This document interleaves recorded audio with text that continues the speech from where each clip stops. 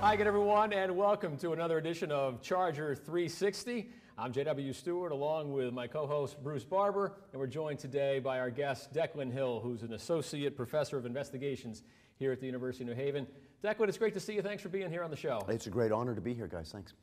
So, Declan, you might be the only person that I'm aware of, Oxford trained and educated, who's running around here at the campus of the University of New Haven. It really isn't an everyday occurrence. No. That you see an Oxford man on campus. So I actually don't know the story. How did you end up coming from Oxford to here? Tell us a little bit about your path. Well, first, let me change the paradigm about what you're thinking of Oxford.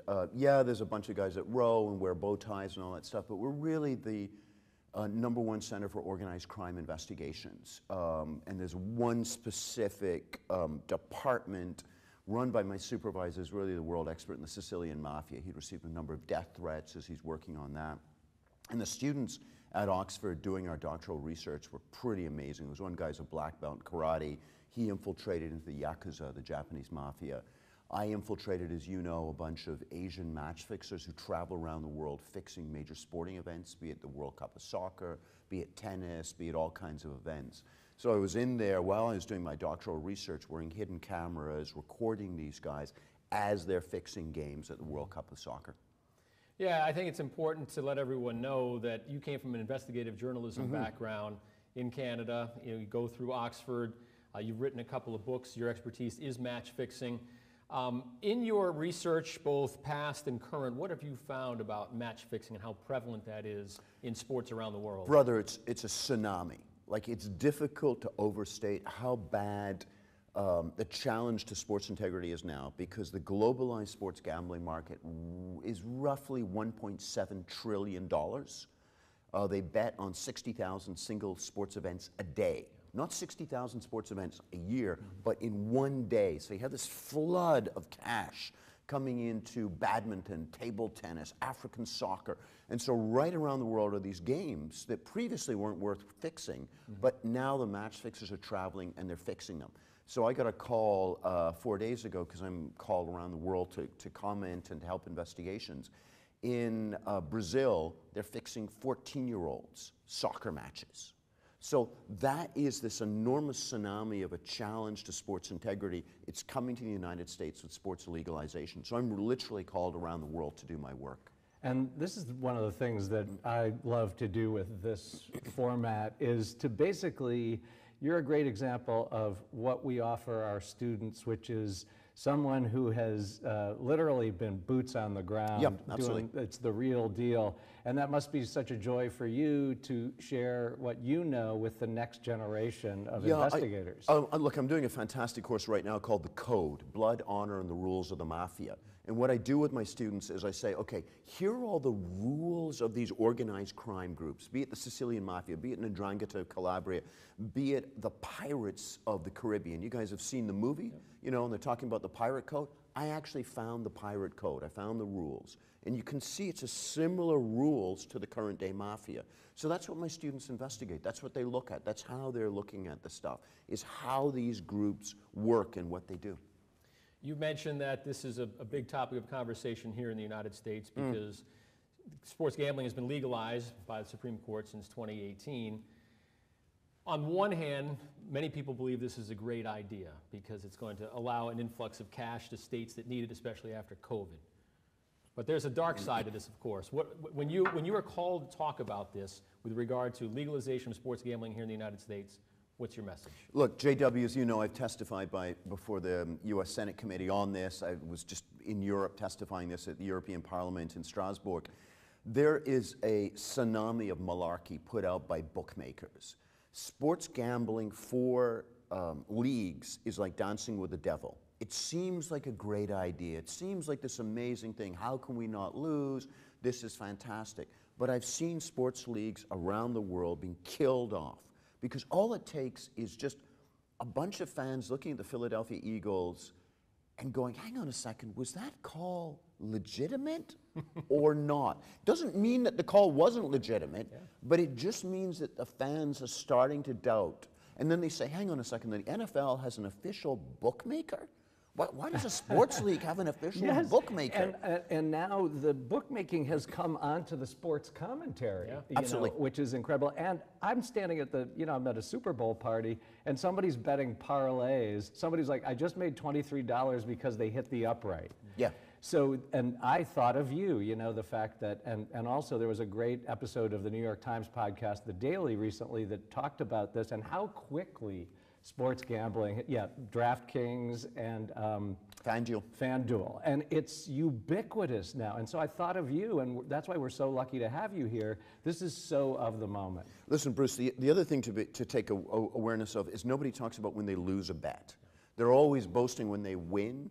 But one of the guys that I was able to bring in, I'm bringing a team of sports integrity experts here because I really want to make, JW and I have talked about this at great length. I really want to make this a center of sports integrity. I've consulted with the National Football League. I go across to Europe to work with the European Soccer Association. Say, hang on a second, we can protect sport. It's what I train my students to do.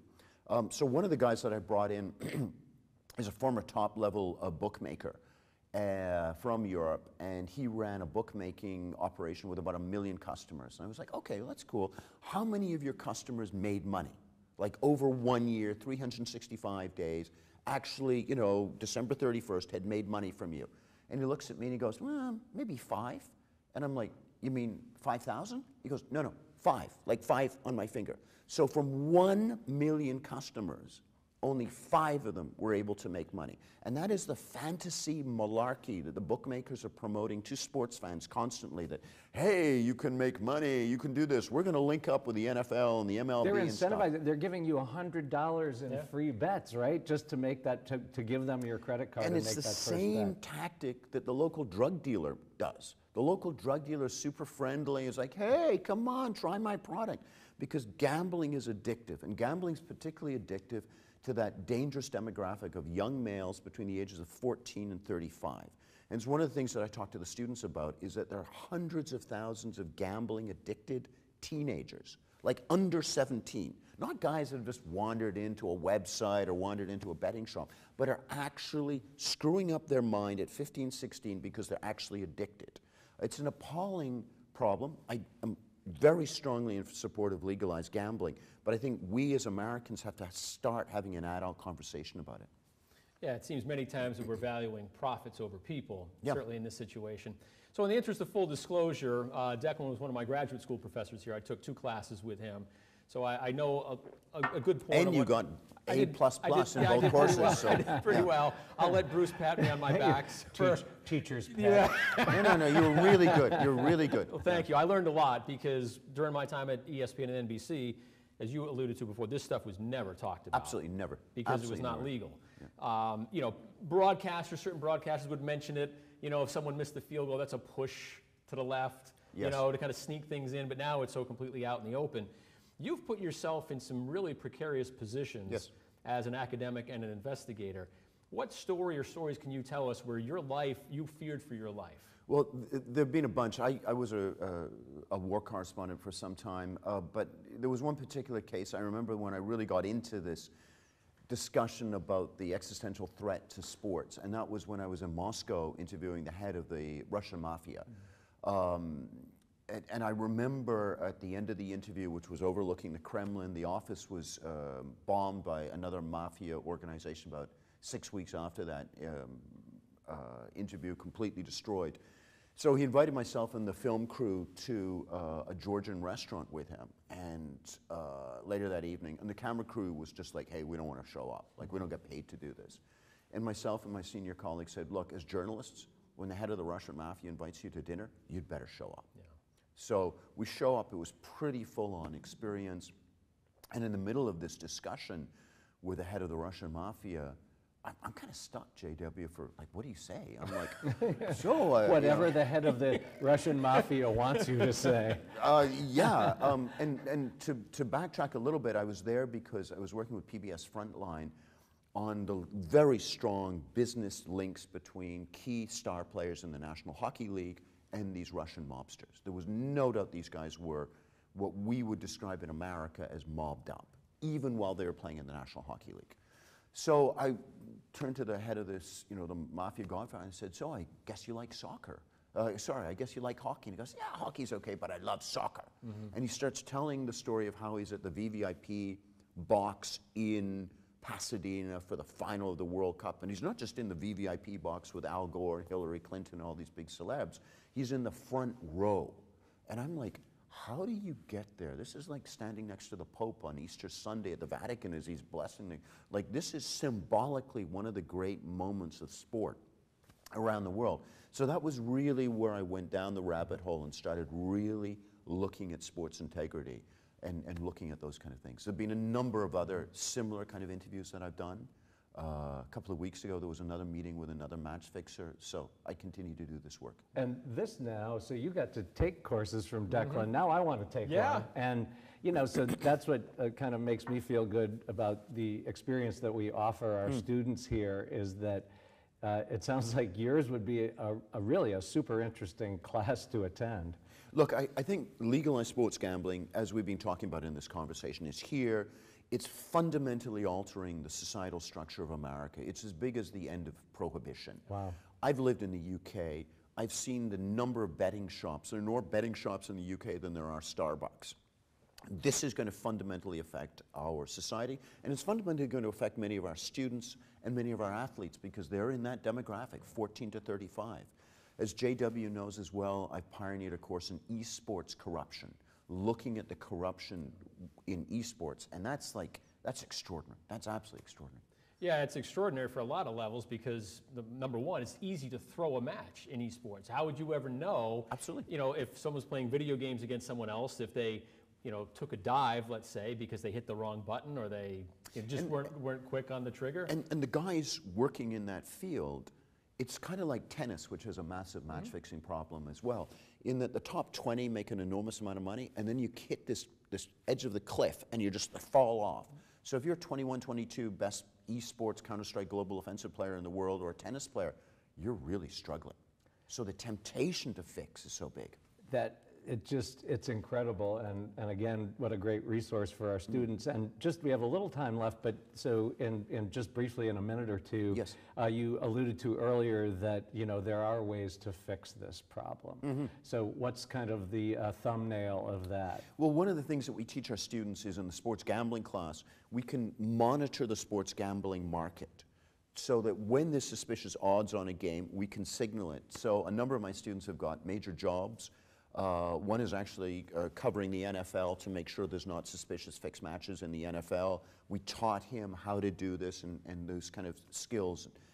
So that's what I do. I really teach my students how to fight against this and how to better protect sport.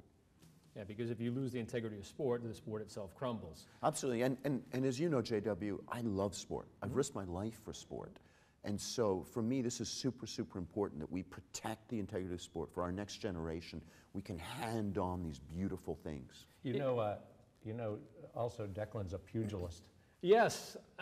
What is your record in fighting? I've always wondered that. If you search, you do a Google search, you'll come up with at least one video that I've come across of you fighting. It's a famous fight in Canadian political history because it's where Justin Trudeau's really became prime minister. He was regarded as kind of a wimpy son of a famous guy. And then he fought in a white-collar bout for cancer, a politician from the right wing thing. So they fought. Everybody across the country watched it. Like, everybody watched it. And by sheer chance, I was fighting in the fight before. So my fight was at 9:45 against the owner of a local nightclub. I went to Cuba. I trained with their national team, and I won my victory, won my round, and then the next one was the fight that everyone remembers in Canada. That's where Justin Trudeau won his fight, won the boxing fight, killed off his reputation as being a wimpy guy, and is now Prime Minister of our country. Yep. So you won a big fight there, and you continue to win a big fight here, hopefully, in the fight for sport, yes, integrity of sport. So we're lucky to have you here at the University of New Haven, and if you come to the University of New Haven as a student, you get a chance to take a class with Professor Declan Hill, by all means do so. This has been Charger 360, telling the stories of the University of New Haven.